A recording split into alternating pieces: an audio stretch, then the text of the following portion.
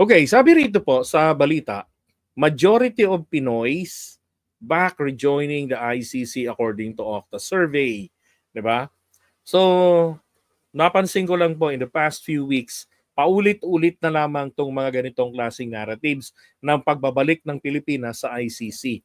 Alam niyo, isa lang pong ibig sabihin nito, lalo na't may ganyang pa-survey. Nako, ibig sabihin nito, nakikinig ang ating Pangulo. Ah, sa panawagan ng taong bayan, kasi tayo panawagan natin, Mr. President, nagkamali po mali pong ginawa dati ni Digong.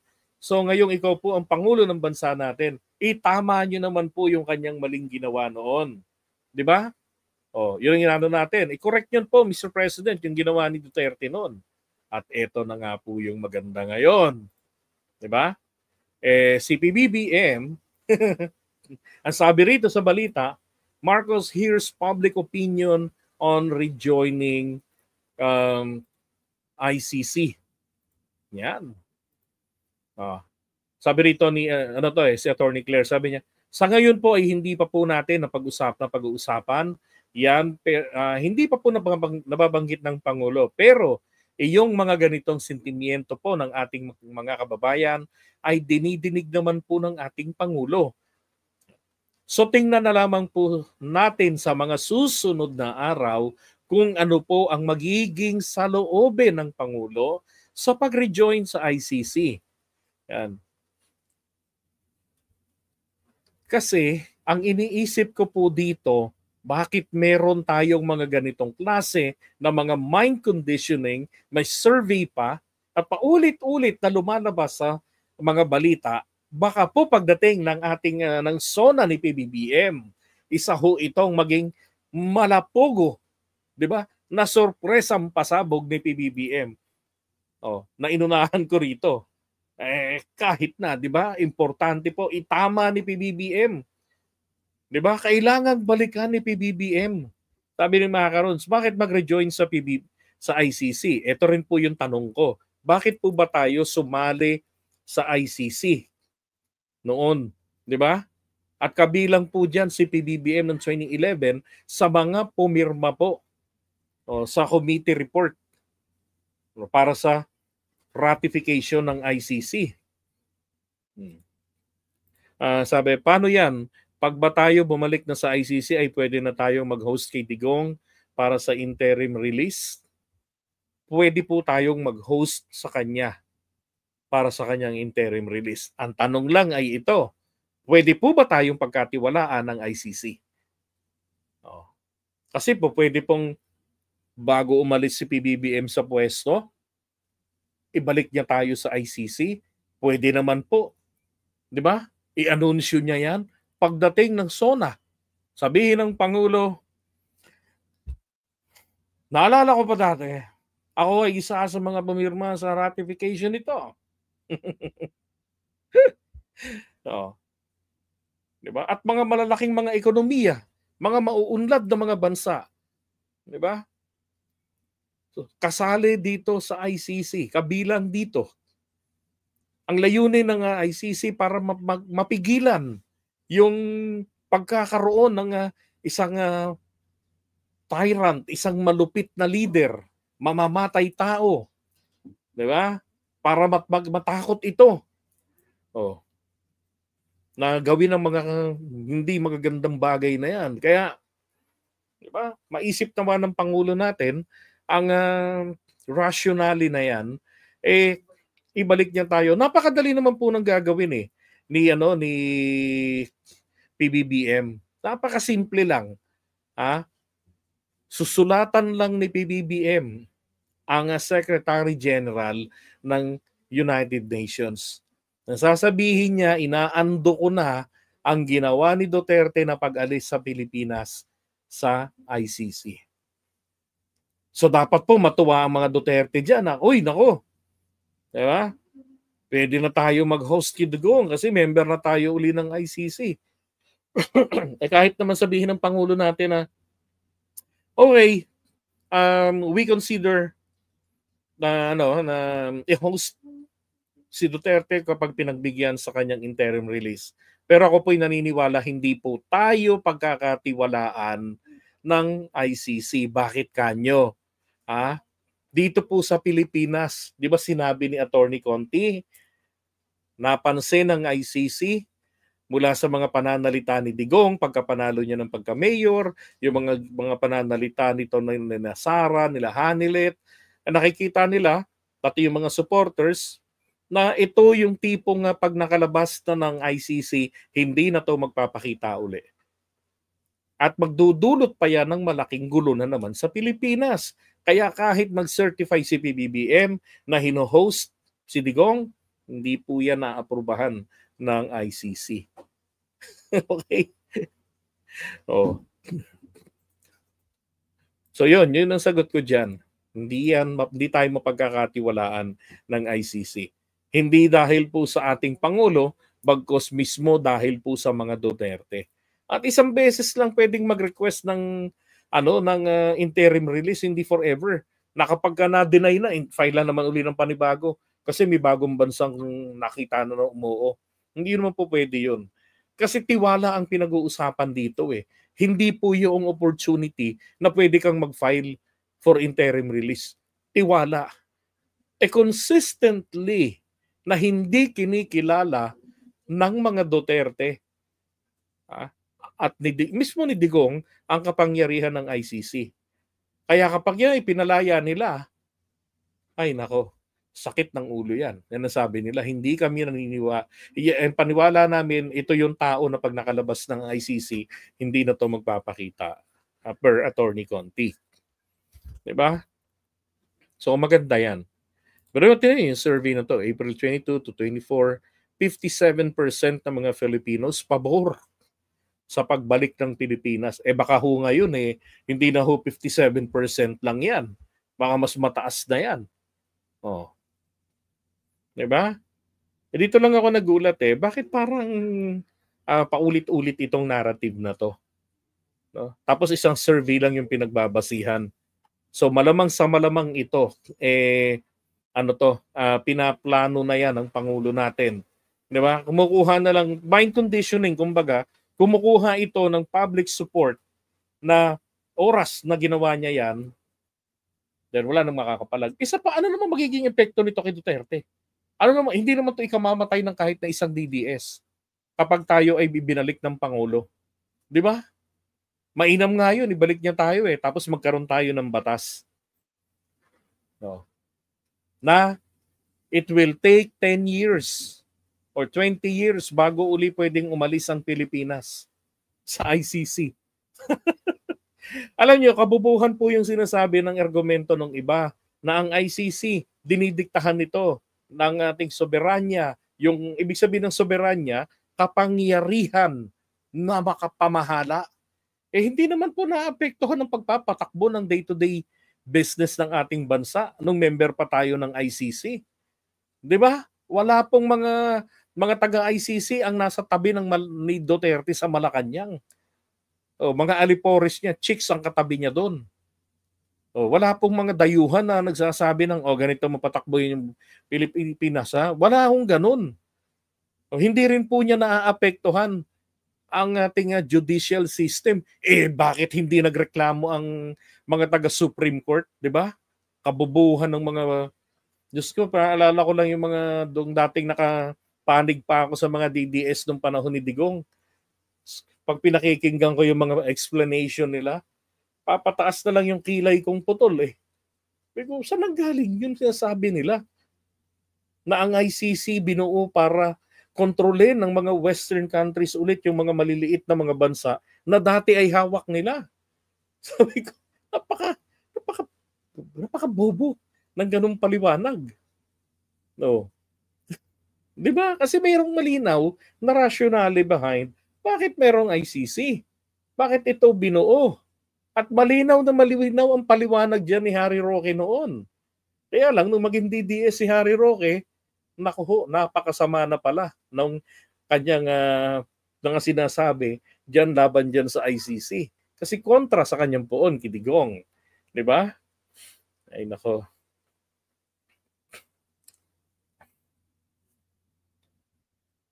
Kung si Sara maging presidente, yan dapat bumalik tayo sa ICC. Kaya nga dapat habang maaga. 'Di ba? Kasi panahon ni Sara, naku po, imposible na bumalik tayo ng ICC. Kung maging presidente si Sara at ibalik niya ang Pilipinas sa ICC, nako, parang sinasabi niya na, hindi ako magiging malupit ha. Hindi ko kayo papatayin. Di ba? Baka magalit tatay niya yan. Okay? So sa akin yun lang ang take ko dyan. Talaga namang dapat pong gawin ng Pangulo natin yan na i-correct yung mga mali ni Duterte. Sapagkat yung action po ni Duterte na yan has nothing to do with the integrity of our judicial system. Wala pong kinalaman yan. Kasi meron pa nga tayong mas malupit pang batas dyan yung international humanitarian law na kung saan ipinamimigay natin ang ating kababayan. Kapag wala pong treaty, di ba, ang nakalagay doon sa provisions dyan, yung chapter 7 ba yun? Basta hanapin nyo na lang yun. Ang sinasabi doon, kahit na sinong Pilipino o dayuhan na nasa Pilipinas na may ginawa ng mga krimen na pasok dito sa 3 kaso na kung saan may jurisdiction ng IHL. At kung sakali naman po na walang treaty at etong akusado ay dinidinig na o iniimbestigahan ng international court o international body, tayo po ay hindi magsasagawa ng sarili pa natin, hindi na tayo magbibida-bida ng investigation. Might as well, magpapasailalim na raw tayo doon sa kanilang ginagawang investigation at ipauubaya natin. Ang sabi nga roon may surrender. Di ba? So, kaya nangyari kay Duterte, inalis niya tayo rito sa ICC, without the treaty, hindi tayo pwedeng mag-process, hindi pwedeng mag-request ng extradition. Walang treaty. Ang IHL, ang sabi, is pwedeng isurrender. Di sinurrender na si Duterte. So ngayon nila sabihin, that's unlawful. Di ba? Kung labag sa batas, bakit hindi labag sa batas ang IHL? IHL yung sinunod. Ay nako.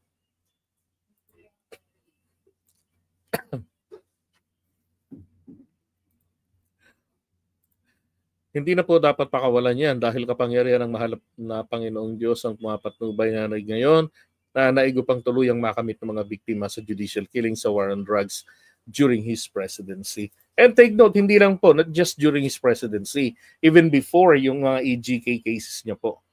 Doon po ang mga nililitis din dyan. Tandaan nyo, yung kasong mga nakasampa dyan, yung coverage lang naman yan hanggang 2017 na siya po ay inireklamo.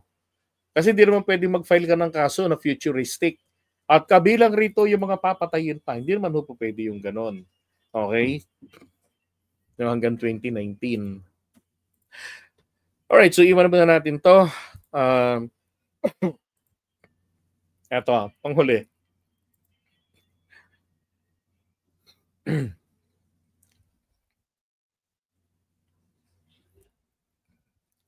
Okay, so eto po si Joey Uy.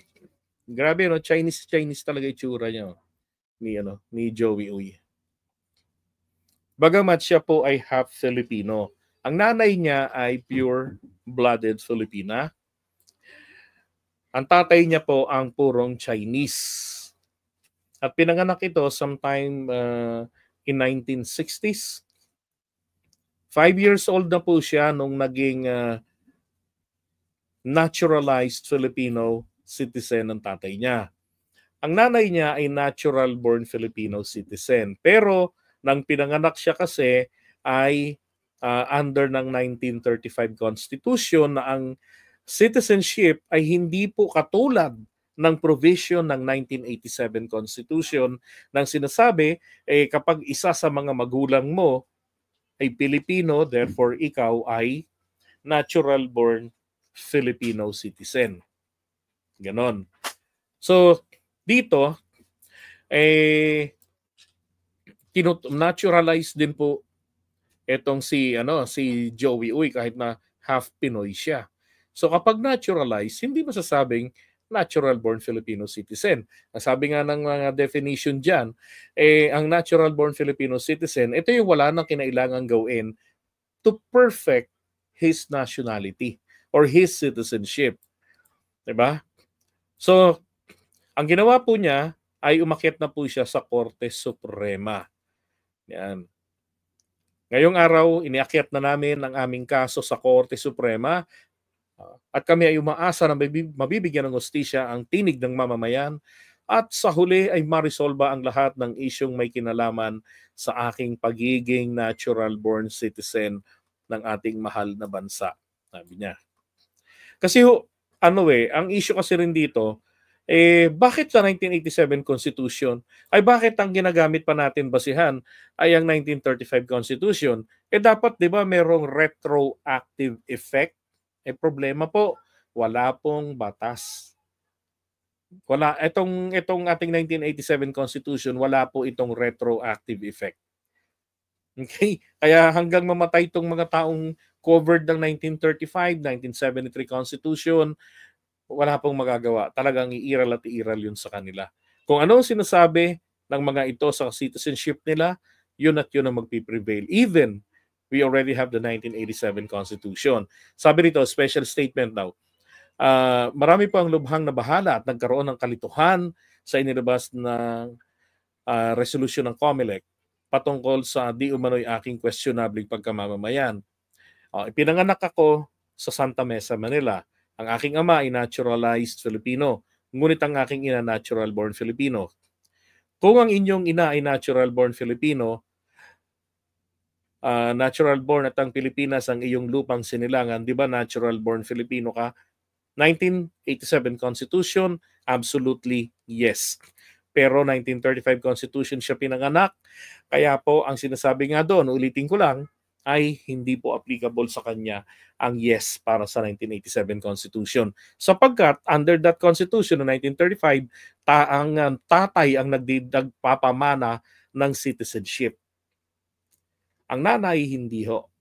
Okay? Ang tatay niya natural-born, ang tatay niya po ay naturalized Filipino 5 years later after his nito ni Joey Oy after his birth. 5 years old na siya nung na-naturalized ang tatay niya. So therefore, pati siya mismo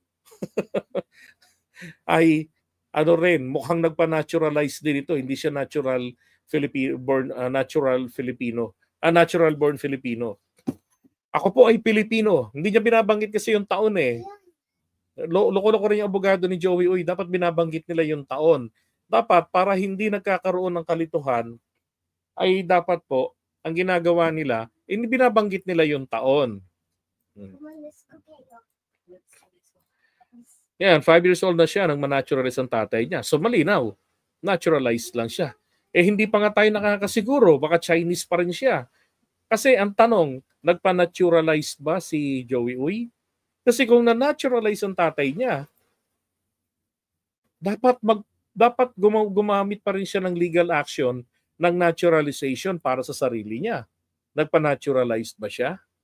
Let's assume na nagpa-naturalized si Joey Uy. Still, ang sinasabi ng ating Constitution, mula Kongreso, Senado, Vice President, President, natural-born Filipino citizen dapat. Yung nasa LGU natin, sabi ng Local Government Code, magmula po doon sa governor pababa hanggang kagawad, konsehal, basta sa barangay, ang sinasabi doon ay Filipino citizen. Pag sinabing Filipino citizen, kabilang ang natural-born Filipino, kabilang din po doon ang naturalized.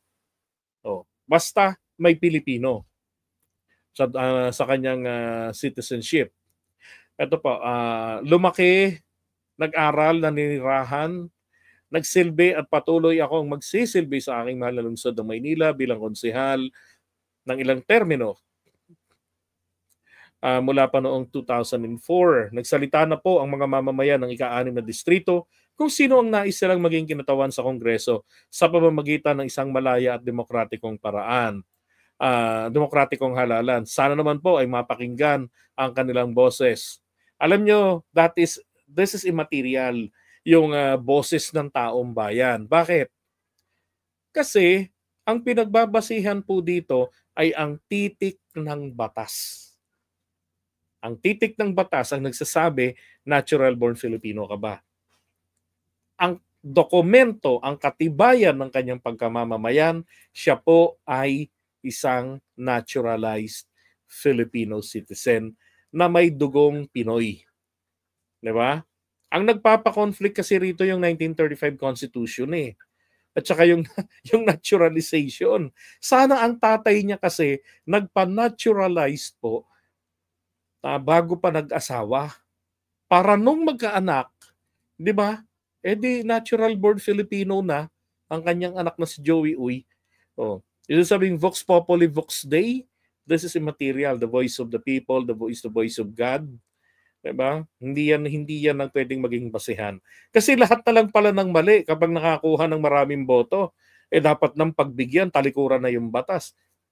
Chaos yan. Diba? Hangad ko lamang ang may pagpatuloy ang mahigit 2 dekadang paninilbihan sa aming mahal na distrito sa Isdang Maynila. O edi tumakbo ka uling konsehal. O sa 2028, Diyos ko yun lang naman pala eh. Okay, so buyers na po. At kita-kits po ulit tayo uli. No? Bukas, loobin ng Panginoong Diyos. Alright, so magandang good morning po sa inyong lahat. Thank you so much. And please don't forget to hit the like button and share niyo po yung ating live tonight. Thank you.